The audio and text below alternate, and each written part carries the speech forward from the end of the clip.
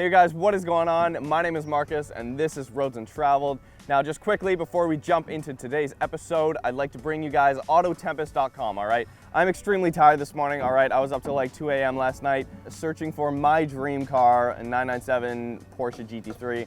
Autotempest.com pulls search results from all your sites you would go to anyways, right? So eBay.com, Craigslist, AutoTrader, Cars.com, all the big ones and many more, and categorizes them in a super simple layout that you can easily see, you know, your color, your specs, your mileage, whatever it is you're looking for.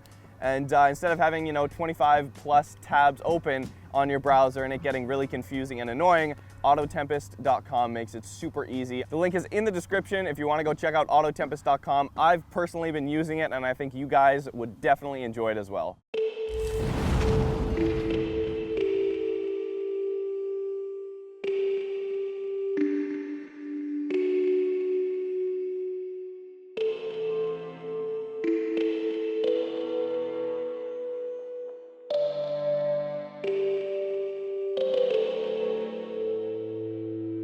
This is the Nissan Pulsar GTI-R, yet another one of those iconic cars throughout history that were deemed too cool for us here in North America.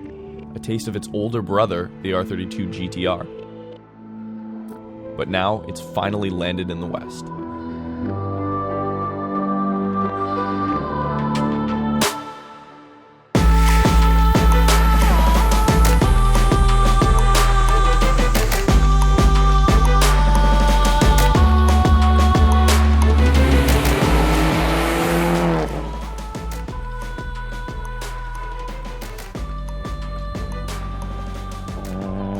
I knew what this car was, but I didn't really actually know what this car was. I didn't know that it was a homologation rally car. I did not know that it had an SR20 up front, which makes it extra special. I've never seen an SR20 transversely mounted in a car before. Obviously, this was never sold in North America. This car, there were about 12 or 13,000 of these made. And this is one that has been imported into Canada.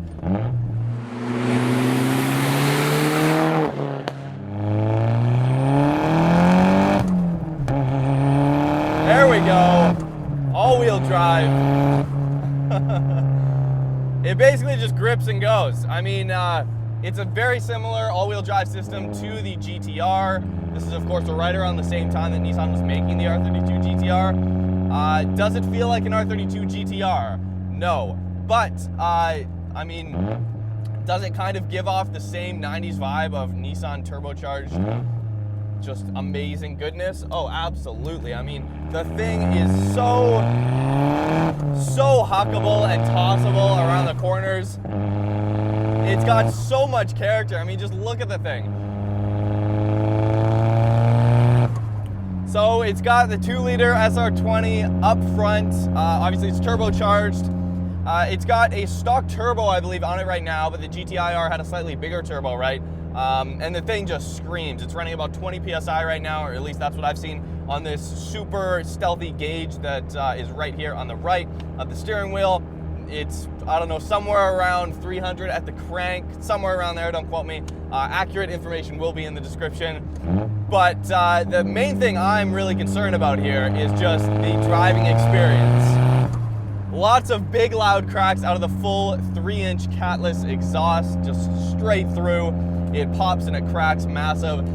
Low speeds, you can hear the turbo kind of spooling up through the exhaust, which is definitely very welcome and not exclusive to diesels. It sounds great in hatchbacks too. It sounds great in this Pulsar. It's really cool. It's a really cool package. The engine is very tightly, smushed up front. It's got a super short wheelbase, revs to 7,500 RPM. This one's got an aftermarket ECU. It's kind of a standalone, very close at least. It's got 2-step and launch control, which we will try out here in a second. Very exciting. And on some nice, short, windy roads, oh man, nothing beats a small hatchback, especially with all-wheel drive. It feels fairly neutral. It's not, you don't really get a whole ton of understeer like you could in a front-wheel drive car, or like, a not well-sorted front-wheel drive car. But here we go.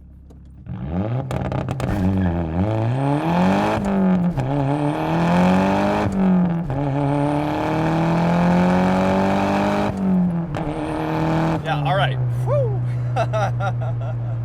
That's a quick little car, you know. Launch control and stuff like this, and just getting up and rowing through the gears in a small car and launching like that is so much more of an adrenaline rush than in a big modern car. This is like, that's pretty violent.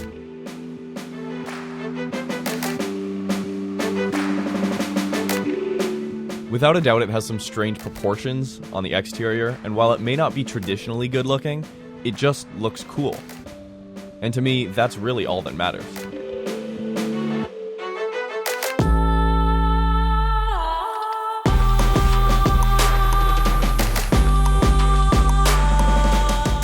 Fuel economy, no. I mean, I said a perfect daily, and in a perfect world, a perfect daily also means perfect fuel economy.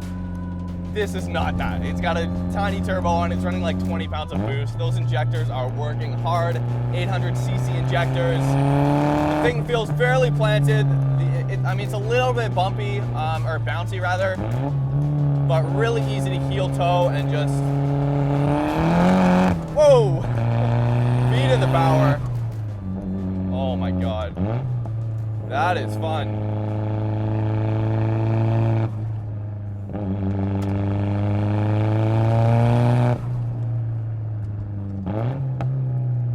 Nice pops from the exhaust, very welcome. We're kind of waking up the neighbors, honestly. I'm gonna get out of here pretty soon.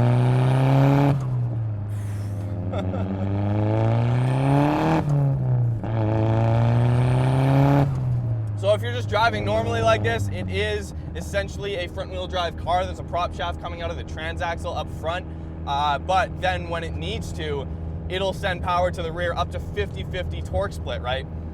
The interior is just basic Nissan. There's honestly nothing really to say about the interior. It's just simple, very simple. It's just you and the roads driving. This would make a great daily.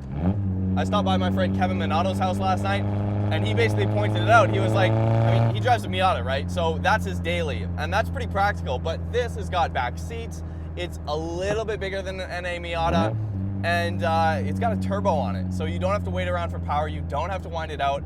In fact, when you really get up kind of past 6,000 RPM for the last 1,500 RPMs, you can definitely tell the turbo's working a little bit hard, and it definitely loses some efficiency up top.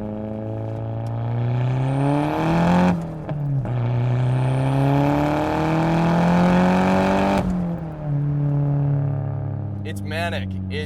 I mean, that's a perfect word to describe it. It's really manic. It's kind of scary, close to the limits. Like it keeps you on edge. It keeps you awake, without a doubt.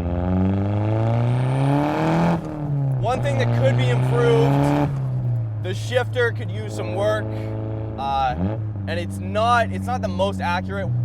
And in a car like this, honestly, that's not a minor gripe. That's a pretty big gripe. The seating position is really good. That's not a problem. This deep dish wheel is awesome. Obviously, it takes away from a little bit of the drivability because you're having to take your fingers off the wheel to actually go flip your turn signals and stuff, which can get annoying. So far, I mean, that's pretty much the only thing that's really bothering me is the shifting feel sometimes. It feels a little bit like rubber bandy, I guess you could say. Definitely not the sloppiest shifter feel, but, you know, it had to be mentioned. We actually haven't got a lot of big pops or cracks so far. I don't know how to make it pop and crack, but off camera when we were driving out to the chute today, I mean, it popped very loud. I think I scared some horses as well. A little bit understeer there. That was my bad though. That was just a terrible entry. It's a fun little car. Honestly, it reminds me of kind of like an Evo.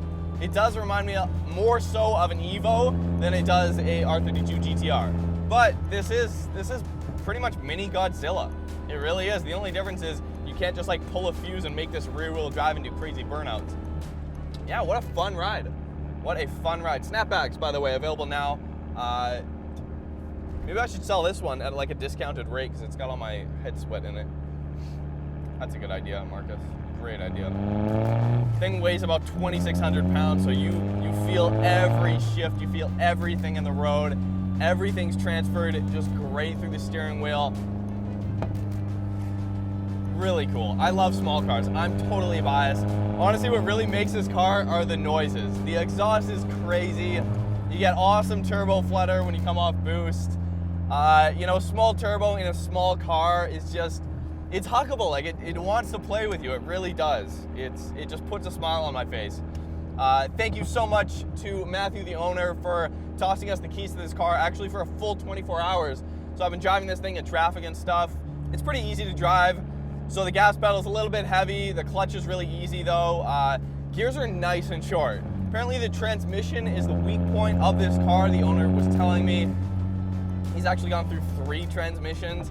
Kind of scary, seeing as this has not, like, it's not 400 wheel horsepower or anything crazy, which apparently you can bring up these stock engines to around 400 wheel horsepower and they will just take it, which is very impressive. All right, you guys, we're just dropping off the Pulsar and we noticed a really weird quirk, like one of these JDM quirks, as I'm sure you guys know, and I could not leave the car without showing you guys this, all right? I've only ever seen this feature in Rolls-Royce like Phantoms, and here we are in a early 90s Nissan. Hit that yellow button, press in, and boom, it's pouring out. Need an umbrella. Look at that.